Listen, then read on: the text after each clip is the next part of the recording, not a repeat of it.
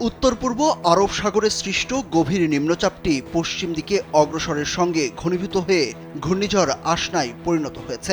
শুক্রবার দুপুরের দিকে এটি কেন্দ্রীভূত হয়। ঘূর্ণিঝড়টি বর্তমানে ভারতের গুজরাটের ভুজ অঞ্চল থেকে ১৯০ কিলোমিটার পশ্চিম উত্তর পশ্চিমে এবং পাকিস্তানের করাচি থেকে প্রায় ২০০ কিলোমিটার দক্ষিণ পূর্বে অবস্থান করছে। এটি আগামী ২ দিন ভারতীয় উপকূল থেকে দূরে উত্তর পূর্ব আরব সাগরের উপর দিয়ে ওমানের দিকে অগ্রসর হতে পারে। ইতিমধ্যেই ঘূর্ণিঝড়ের প্রভাবে ভারতের গুজরাট অঞ্চলে সবচেয়ে বেশি বৃষ্টিপাত হচ্ছে। এই ঘূর্ণিঝড়টির নাম দিয়েছে পাকিস্তান। গত ৮ দশকে মাত্র ৪ বার এমন ধরনের ঘূর্ণিঝড় দেখা গেছে। কারণ নিম্নচাপ সাধারণত তৈরি হয় ওয়ালটন ফ্যানের অ্যারোডাইনামিক ব্লেড ঘরের কোনায় কোনায় ঠান্ডা বাতাস ছড়িয়ে হাওয়া বদলে নেয় সমুদ্রে। পরে তা শক্তি বৃদ্ধি করে গভীর নিম্নচাপ এবং ঘূর্ণিঝড়ে পরিণত হয়ে আছড়ে পড়ে উপকূলে। কিন্তু আসনার ক্ষেত্রে ঘটেছে উল্টো ঘটনা। নিম্নচাপ তৈরি হয়েছে স্থলে এবং এই নিম্নচাপ থেকে তা ঘূর্ণিঝড়ে পরিণত হয়েছে সমুদ্রে। শুক্রবার ভারত ও পাকিস্তানের আবহাওয়া বিভাগের বরাত দিয়ে বার্তা সংস্থা রয়টার্স জানিয়েছে, ভারত ও পাকিস্তানে আঘাত হানতে পারে ঘূর্ণিঝড় আসনা। দেশ দুটির আবহাওয়া বিভাগ জানিয়েছে, আসনা ঘূর্ণিঝড়টি বর্তমানে ভারতের গুজরাটের পশ্চিম উত্তর পশ্চিমে এবং করাচির দক্ষিণ পূর্বে অবস্থান করছে।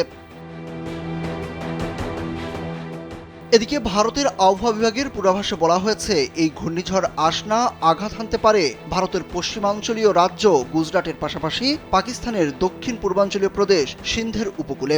এরপর এটি উত্তর পূর্ব আরব সাগরের উপর দিয়ে ওমানের দিকে অগ্রসর হতে পারে।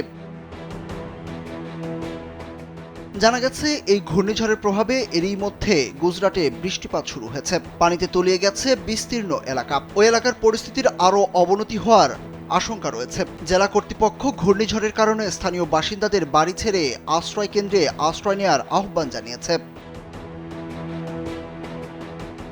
ভারতের আবহাওয়া অধিদপ্তর জানিয়েছে, বর্ষা মৌসুমে এই অঞ্চলে ঘূর্ণিঝড় বিরল। সাধারণত জুন থেকে সেপ্টেম্বর মাসের মধ্যে দক্ষিণ পশ্চিম মৌসুমী বায়ুর শক্তিশালী প্রতিরোধের জন্য নিম্নচাপগুলো ঘূর্ণিঝড়ে রূপান্তরিত হতে পারে না। পাকিস্তানের আবহাওয়া বিভাগের মহাপরিচালক মেহের সাহেবজাদা খান এক সংবাদ সম্মেলনে বলেছেন, ঘূর্ণিঝড় আসনা করাচি গোয়াদার উপকূলে আঘাত হানতে পারে, যার ফলে পশ্চিম উপকূলীয় অঞ্চলে আঘাত হানার পর ভারী বৃষ্টিপাত হতে পারে। পিএমডির পূর্বাভাসে বলা হয়েছে, সিন্ধের প্রাদেশিক সরকারকে ঝড় মোকাবেলার প্রস্তুতি নিতে বলা হয়েছে। সিন্ধের বিভিন্ন জেলায় ব্যাপক বর্ষণ হচ্ছে বলেও জানা গেছে। বর্ষণের কারণে ঝড় আসার আগেই সিন্ধুর কয়েকটি স্থানে আকস্মিক বন্যা দেখা দিতে পারে বলেও আশঙ্কা করেছে তারা। সুরজ আহমেদ, কালবেলা।